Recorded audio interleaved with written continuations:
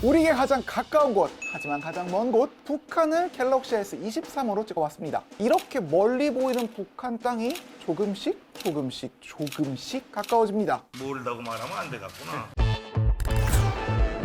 안녕하세요, 비트입니다. 오늘은 신형 갤럭시 S23의 카메라 성능을 아이폰 14 프로와 비교해보는 시간을 갖도록 하겠습니다. 이미 상당히 많은 카메라 테스트가 있었고 다들 워낙 잘 리뷰해주셔서 딱히 그걸 반박하거나 반복하고 싶은 마음은 없습니다만 그래도 흥미롭잖아요. 일단 장점부터 빠르게 얘기해볼까요? 너무 뻔하긴 한데 갤럭시 S23 울트라에 탑재된 10배율 망원 렌즈는 아이폰을 저격하는 킬러 기능 그 자체입니다. 저희가 솔직히 썸네일 어그로를 위해서 강화도에 있는 통일 전망대에 가서 북한을 찍어봤거든요. 이게 아무리 북한 가까운 곳이라고 해도 2.3km는 멀리 떨어져 있고 맨눈 으로는 이 정도로 보이는데 보이세요? 점차 확대하다 보면 북한 지역의 민가들이 꽤 정확하게 보이는 걸 확인할 수 있습니다. 호기심이 생겨 당겨보면 해당 지역의 사람이나 교통수단의 형체가 보이긴 보이더라고요. 물론 이 100배 줌은 광학식이 아니라 결과물이 엉망에 가깝긴 한데 그래도 찍히더라. 이게 얼마나 신기합니까? 참고로 이 기능을 활용하면 목동 SBS 방송국에서 6km 정도 떨어진 63빌딩이 보일 정도니까 착한 눈으로 보면 하나글씨가 보이죠? 뭐랄까요? 처음 사고 남들에게 자랑하기 좋은 기능? 물론 이렇게까지 확대하지 않더라도 쓸모가 없진 않아요. 개인적으로 가장 유용했던 건 카페 앉은 자리에서 와이파이 비밀번호를 확인할 때였습니다. 멀리서 배열을 당겨 찍은 다음 텍스트 인식을 확인해보면 곧바로 비밀번호 입력이 가능하니까 이건 역시 꽤 괜찮은 장점이라고 생각합니다. 이런 줌 기능이 꽤 오래전부터 울트라 모델에 탑재됐고 따라서 이 갤럭시 울트라 모델군들을 콘서트 촬영 용도로 대여하는 수요가 좀 있었는데 이렇게 휴대폰을 소유하기보다 카메라 기능만 대여하는 풍토를 삼성 측에서 좋아할지는 잘 모르겠어요. 갤럭시 S23의 영상 촬영 퀄리티가 개선됐다는 이야기는 많이 들어보셨죠? 제게 가장 반가운 건 이렇게 나아진 퀄리티도 퀄리티지만 사실 바로 이겁니다. 아이폰의 야간 영상 촬영을 보면 뭔가 날파리처럼 날아다니는 거 보이세요? 이게 플레어라 불리는 현상인데 가로등이나 간판의 조명이 내부의 렌즈에 반사되면서 보이는 일종의 잔상입니다. 그런데 갤럭시 S23 울트라로 찍은 결과물을 보면 이 플레어 현상이 상당히 억제돼 있음을 확인할 수 있죠. 사실 이게 아이폰으로 영상을 찍으면 몇 개는 전혀 쓰지도 못할 정도로 영상을 망치던 주범이라 상당히 짜증났던 부분인데 똑같은 영상을 갤럭시는 이렇게 처리하니까 상당히 만족스럽더라고요. 삼성에게 미안하긴 하지만 우리 팀의 경우 지금껏 급한 백업 영상이나 촬영은 아이폰으로 촬영을 했거든요. 갤럭시 S23 전까진 플레이어의 유무를 떠나 애당초 영상 촬영 퀄리티가 좋지 못했기 때문이에요. 그런데 이번에는 생각을 달리하게 될 정도로 영상 퀄리티 자체도 꽤 오른 데다 야간 촬영에서 아이폰 대비 장점이 굉장히 분명해져서 오랜만에 고민이 좀 되는 듯한 제품이 나온 듯 했습니다. 다만 곧바로 바꾸진 않고 여전히 아이폰과 고민하는 이유도 남아있거든요. 이건 단점에서 마저 설명하도록 하겠습니다. 사실 프로 모드 혹은 프로 영상 모드가 일반인들에게 쓰이는 경우는 많이 없다고 생각합니다. 대부분 누르면 알아서 잘 나오니까 그렇게까지 굳이 찾아보진 않는 거겠죠? 그런데 아주 가끔씩은 일반인들도 이런 모드에서 일부 기능이 필요할 때가 있습니다. 대표적으로 이렇게 빠른 피사체를 찍을 경우가 있죠. 이게 보니까 일반적인 촬영 모드에서는 이런 활발한 움직임을 따라가지 못하는 경우가 많더라고요. 이럴 때 프로 모드를 선택해 셔터 스피드를 올리면 움직임을 빠르게 포착할 수 있어 유리한 측면이 많습니다. 특히 앞서 설명한 망원 렌즈와 결합하면 상당히 멋진 스틸컷을 건질 수 있는 경우가 많죠. 뭐 이런 걸 잘 이용하면 별 교정 모드도 찍을 수 있고 삼성도 이걸 홍보하던데 솔직히 이건 잘 모르겠고 여튼 애플과 비교했을 때 애플에는 아예 없는 기능을 기본 앱에서 제공한다는 것 자체는 꽤 큰 장점이라고 생각합니다. 자, 이건 약간 어려운데 최대한 쉽게 설명해 볼게요. 바로 사진을 봅시다.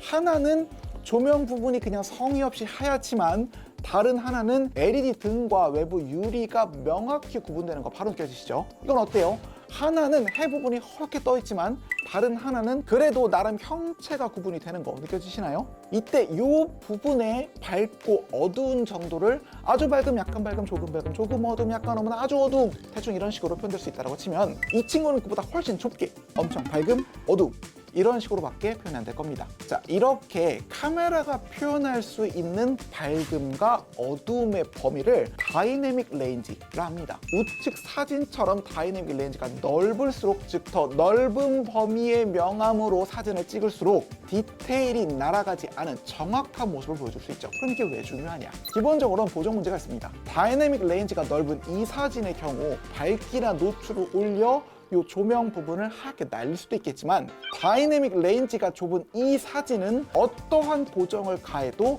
조명의 안쪽 디테일을 살릴 수가 없습니다. 물론 진짜 전문가들이 보기에 이런 JPG 파일로 보정을 하는 게 좀 이상해 보이긴 하지만, 저 같은 킹반인들은 이렇게 해서라도 보정을 시도하니까 넘어갑시다. 여튼 이렇게 스마트폰에서 다이내믹 레인지 범위가 넓은 사진을 찍기 위해서는 필요한 기술이 하나 있습니다. 바로 HDR이라는 기술입니다. 이게 뭐냐? 노출이 다른 여러 장의 사진을 하나로 합치는 겁니다. 예를 들어 원래 스마트폰 카메라로 이렇게 창밖의 밝은 풍경을 찍으면 방이 너무 어두워지고, 방에 중점을 두고 찍으면 창밖 풍경이 허옇게 뜨게 찍히거든요. 따라서 사진의 모든 부분에서 디테일을 살리고 싶다면 방 밖에 초점을 맞춰서 몇 컷 찍고 방 안에도 초점을 맞춰 몇 컷을 찍은 다음 그 사진들을 하나로 합성해야 합니다. 이게 어려워 보이지만 이미지 프로세싱 기술이 좋아지면서 현재 대부분의 스마트폰들은 이런 작업을 자동으로 수행하는 것은 물론이요, AI가 알아서 색감까지 곱게 입혀서 결과물을 예쁘게 딱 보여주는 게 대세가 됐어요. 특히 삼성은 앞선 상황처럼 광원의 밝음과 어두움의 대비가 매우 큰 상황에서 HDR을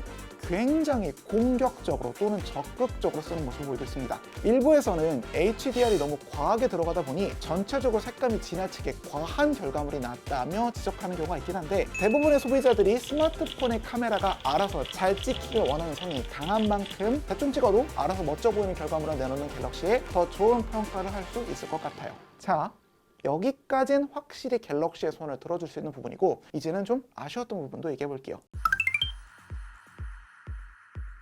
일단 야간 촬영 시 전반적인 소비자 경험이 아이폰에 비해 매우 뒤떨어집니다. 첫 번째, 어두운 환경에서 렌즈별 전환 속도가 심각하게 느려요. 줌 버튼을 터치하고 실제 기능이 동작하기까지의 딜레이가 아이폰에 비교하면 상당히 차이가 납니다. 실제 결과물이 얼마나 근사한지를 떠나 이런 버벅거림을 반가워할 소비자는 없겠죠. 그리고 두 번째, 어두운 환경에서 촬영을 할 때 피사체의 초점을 잡는 속도가 너무 느리거나 아예 못 잡는 경우가 많습니다. 이게 저조도에서 지폐를 들어 올릴 때 초점 잡는 걸 녹화한 건데 거의 못 잡죠? 앞에 가져다 놔도 못 잡고 버벅거립니다. 이에 비해 아이폰은 상당히 빠르고 정확하게 매 순간 피사체의 초점을 잡습니다. 앞서 제가 갤럭시의 야간 촬영 기능이 탐난다고 말하면서 마지막까지 고민된다고 말한 단점이 바로 이거예요. 촬영자 입장에서 초점을 잡지 못하는 촬영 기기는 쓸모가 없으니까요. 자, 다음 단점은 촬영에 들어가기 속도가 너무 느리다는 문제입니다. 갤럭시 S23 울트라의 경우 카메라를 빠르게 켜고 눈앞에 있는 피사체를 찍으려고 할 때 아이폰보다 카메라가 느리게 켜지고 가끔씩은 셔터 반응이 갑자기 느려지는 경우를 종종 했거든요. 이건 급하게 사진을 찍어야 할 때 상당히 짜증나는 부분이죠. 삼성 측은 현재 카메라 어시스턴트 기능을 통해 필요한 이들에 한해 촬영 속도를 개선한 모드를 제공하고 있지만 저는 현재로서는 이 기능을 추천하지 않습니다. 보다시피 빠르게 움직이는 피사체를 찍을 때 오류가 생기는 일이 작기 때문에 그래요. 이 현상을 없애기 위해선 카메라 어시스턴트에서 자동 HDR이란 걸 꺼야 하는데, 이렇게 되면 촬영 속도는 더더욱 빨라지지만 HDR이 적용되지 않아 좋은 사진 결과물을 얻을 수 없게 됩니다. 아무래도 이미지 프로세싱 쪽에 약간 오류가 있는 것 같긴 한데 이 점 역시 개선을 할 수 있다면 좋겠습니다. 갤럭시 S23 울트라는 카메라 부분에서도 높은 평가를 받기에 부족함이 없는 상당히 잘 만들어진 스마트폰입니다. 훌륭한 사진과 영상을 찍을 수 있을 뿐 아니라 몇몇 분야에선 동시대 가장 인기 있는 프리미엄 폰인 아이폰을 뛰어넘는 멋진 결과물을 보여주기도 하죠. 사견을 밝히면 사진은 갤럭시가 이제 더 나아요. 하지만 이 멋진 결과물을 찍기까지의 과정, 그리고 소비자 경험은 여전히 아쉬운 부분들이 존재합니다. 이런 부분들이 하루빨리 개선돼 더 좋은 제품들이 시장에서 서로 경쟁했으면 좋겠군요. 여러분이 생각하기에 이번 갤럭시 S23의 카메라 성능은 어떤 것 같으신가요? 개선점은 어떤 것들이 필요할까요? 댓글을 통해 여러분의 의견을 남겨주세요. 그럼 좋아요, 구독을 간절히 부탁드리며 영상 마칩니다. 끝! 잘 만들었고 결과물도 되게 좋은데 과정에 좀 신경을 안 쓰는 듯한 모습을 보여서 좀 안타깝습니다. 휴대폰이라는 거는 무릇 빠르고 알아서 잘 찍혀야 되는데 빠르고 알아서 잘이 좀 부족한 느낌?